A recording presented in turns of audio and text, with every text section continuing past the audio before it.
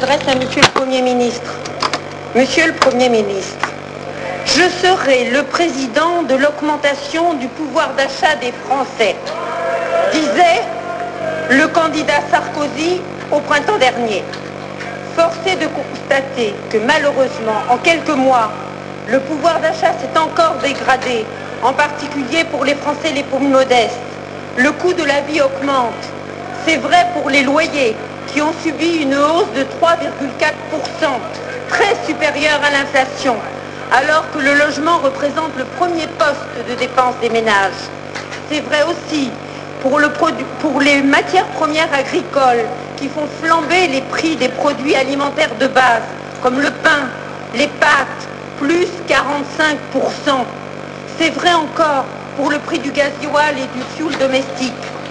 Mais il n'échappe à personne que les Français ne sont pas égaux devant la vie chère, car qui dit pouvoir d'achat, dit salaire ou retraite.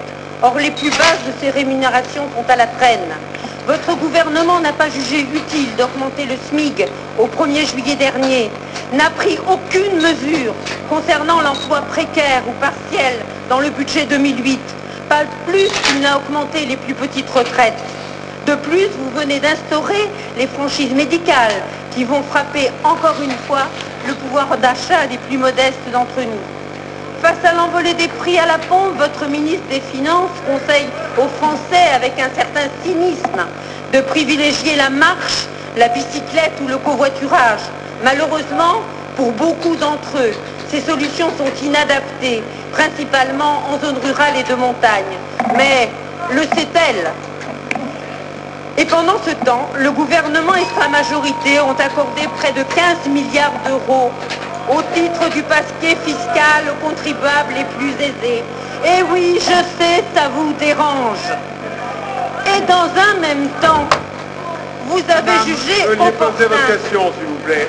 Très bien, Monsieur le Président. Et dans un même temps, vous avez jugé opportun d'augmenter le pouvoir d'achat du Président de la République de façon très substantielle, 140%. Les Français en rêveraient, Monsieur le Premier ministre. Ils n'attendent pas une conférence. Veuillez poser votre question, sinon votre collègue ne pourra pas poser sa question tout à l'heure. Les Français exigent du concret maintenant. Pourriez-vous, Monsieur le Premier ministre, indiquer à la représentation nationale les mesures que vous comptez prendre pour tenir la promesse du candidat Sarkozy? Merci, madame.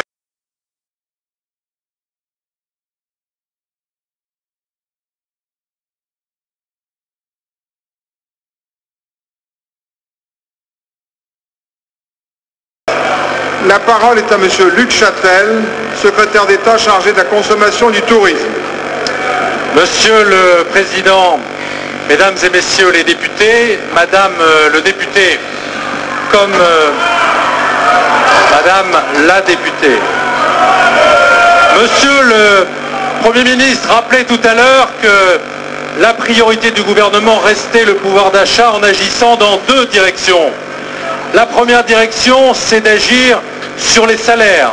Et l'ensemble des partenaires sociaux qui étaient réunis il y a 10 jours autour de Christine Lagarde et de Xavier Bertrand ont fait ce constat. Le premier problème de pouvoir d'achat dans notre pays est lié à l'emploi. Et l'objectif prioritaire du gouvernement, c'est de ramener le taux de chômage à 5% à la fin de la législature, parce que les 800 000 Français qui retrouveront un emploi, ils amélioreront leur pouvoir d'achat. Le deuxième élément de réponse sur les salaires, c'est le dispositif que rappelait le Premier ministre qui a été voté par cette majorité dès cet été, c'est le dispositif sur les heures supplémentaires. Et là, Madame le député, je voudrais tenir à votre disposition cette fiche de paye. Cette fiche de paye, c'est celle d'un salarié qui, au mois d'octobre, a effectué 4 heures supplémentaires par semaine. 4 heures supplémentaires en passant de 35 à 39 heures. Et ce salarié qui gagne le SMIC, à la fin du mois d'octobre, il s'est fait verser un salaire qui est supérieur de 182,82 € au mois précédent. Ça, c'est une réponse en matière de pouvoir d'achat. 182 € par mois, ce sont 2 mois de salaire supplémentaires à la fin de l'année. Enfin, le Premier ministre l'a rappelé, le gouvernement agit dans le domaine de la compression des charges et des coûts. C'est l'objet du projet de loi qui sera présenté à votre Assemblée dans le courant du mois de novembre sur la transparence et la concurrence. Notamment dans la grande distribution, le président de la République a réuni hier les principaux acteurs, grands industriels et grands distributeurs. Vous savez que nous avons fait baisser les produits de grande marque de 3,47% depuis 2005. L'objectif, avec la transparence de ce dispositif, est à nouveau de remettre de la concurrence dans le système afin d'en faire bénéficier les consommateurs. Et enfin, il y a de nombreux secteurs où il y a besoin de davantage de transparence au service des consommateurs. Je pense à la téléphonie mobile où les prix ont explosé. Je pense aux banques où la situation est trop opaque pour les consommateurs. Là aussi, nous allons remettre de la transparence et ce sera au bénéfice des consommateurs. Vous le voyez, Madame le député, le gouvernement est totalement mobilisé sur le pouvoir d'achat.